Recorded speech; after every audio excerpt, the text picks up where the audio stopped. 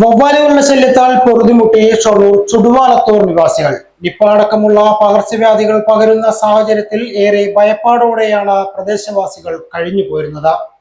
കൂട്ടത്തോടെ ചേക്കേറിയ വവ്വാലുകളുടെ ശല്യം മൂലം പൊറുതിമുട്ടിയിരിക്കുകയാണ് പാലക്കാട് ഷൊർണൂർ ചുടുവാലത്തൂർ നിവാസികൾ. നിപ്പ വൈറസ് പോലെയുള്ള പകർച്ചവ്യാധികൾ പടർന്നു പിടിക്കുമ്പോൾ പ്രദേശത്തെ 100ഓളം കുടുംബങ്ങൾ ആശങ്കയുടെ മുൾമുനയിലുമാണ്. വീടിന്റെ മുറ്റത്തുകൂടി ഇറങ്ങി നടക്കണമെങ്കിൽ കുട ചൂടണം, അല്ലെങ്കിൽ തലയിൽ വവ്വാലുകളുടെ വിസർജ്യം വീഴും. അലക്കിയെടുക്കുന്ന തുണികൾ അഴയിലിട്ടാലും ഇത് തന്നെ അവസ്ഥ.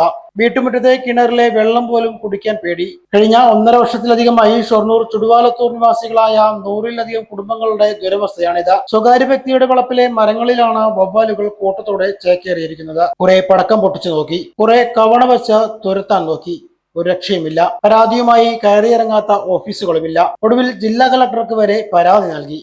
ഇതുവരെ ഒരു നടപടിയും ഉണ്ടായില്ലെന്ന് ഇവർ പറയുന്നു. സ്വകാര്യ വ്യക്തി മരങ്ങൾ വെട്ടിമാറ്റാൻ തയ്യാറാകുന്നില്ലെന്ന പരാതിയും പ്രദേശവാസികൾക്കുണ്ട്.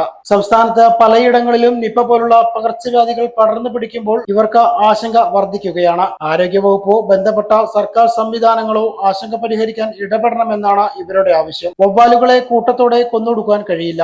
മരങ്ങൾ വെട്ടിയാലും തൊട്ടടുത്ത മരങ്ങളിലേക്ക് ഇവർ മാറി ചേക്കേറുന്നതാണ് രീതി. വനം വകുപ്പും മറ്റ് സർക്കാർ സംവിധാനങ്ങളുമായി ബന്ധപ്പെട്ട പ്രദേശവാസികളുടെ പ്രശ്നം പരിഹരിക്കാൻ ഇടപെടൽ നടത്തുമെന്ന് നഗരസഭാ ചെയർമാൻ MK ജയപ്രകാശ് വ്യക്തമാക്കി.